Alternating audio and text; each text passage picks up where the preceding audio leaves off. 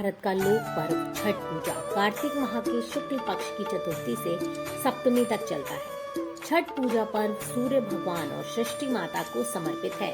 इस पर्व की खास बात यह है कि व्रत करने वाले भक्त करीब 36 घंटों तक निर्जल रहते हैं, यानी पानी भी नहीं पीते हैं। ये सबसे कठिन व्रत में गिना गया है, क्योंकि इस व्रत के नियम बेहद कड़े होते हैं। इस साल छठ पूजा 19 नवंबर 2023 को है।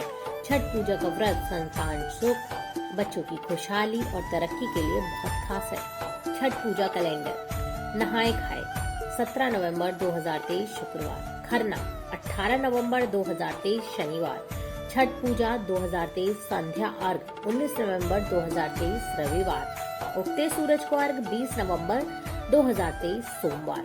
छठ का पर्व 4 दिन तक चलता है। नहाए खाए से इसकी शुरुआत होती है। खरना के भोजन ग्रहण करने के बाद ये व्रत शुरू हो जाता है। उषा अर्घ देने के बाद ही इस व्रत का पालन किया जाता है। छठ पूजा के पर्व में सूर्य देव, उनकी पत्नी उषा और प्रत्युषा, इसके अलावा सूर्य देव की बहन छठी मैया की पूजा का विधान है। कहा जाता है इस दौरान सूर्य देव की उपासना करने से मान सम्मान और तरक्की मिलती है। शास्त्र के अनुसार छठी मैया यानी सृष्टि मैया संतानों की रक्षा करने वाली देवी मानी जाती है। प्रकृति ने अपने आप को 6 भागों में बांटा है। इसमें छठा अंश सर्वश्रेष्ठ मातृ देवी के रूप में माना जाता है। छठ माता ब्रह्मा जी की मानस पुत्री है। शास्त्रों में सूर्योदय के वक्त सूर्य की पूजा का विधान है, लेकिन छठ पूजा में अस्तगामी सूर्य यानी डूबते सूर्य को भी जल अर्पित किया जाता है। छठ पर्व में पहले डूबते और बाद में दूसरे दिन उगते हुए सूरज को अर्घ्य देना का यही संदेश है कि जो डूबा है उसका उदय होना भी निश्चित है। पौराणिक कथा के अनुसार सबसे पहले सूर्य पुत्र कर्ण ने सूर्य की पूजा कर छठ पर्व का आरंभ किया था। भगवान सूर्य के भक्त कर्ण प्रतिदिन घंटों कमर तक पानी में खड़े होकर उन्हें अर्घ्य देते थे। सूर्य की कृपा से ही वह महान योद्धा बने। आज भी छठ में अर्घ्य देने की परंपरा चल रही है। व्रत के पहले दिन नहाए खाए का दिन होता है। इस दिन नमक वर्जित होता है। व्रत करने वाला स्नान के बाद शुद्ध होकर नए वस्त्र धारण करता है। लौकी की सब्जी और चावल खास तौर पर चूल्हे पे पकाते हैं। पूजन के बाद प्रसाद के रूप में ग्रहण करते हैं।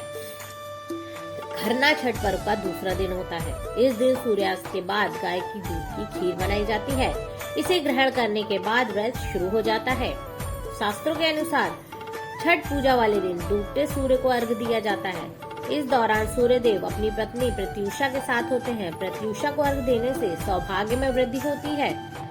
प्रसाद ठेकुआ बनता है और अर्घ्य के समय सूप में फल, केले की कदली और ठेकुआ भोग के रूप में रखकर भगवान सूर्य को अर्पित किए जाते हैं।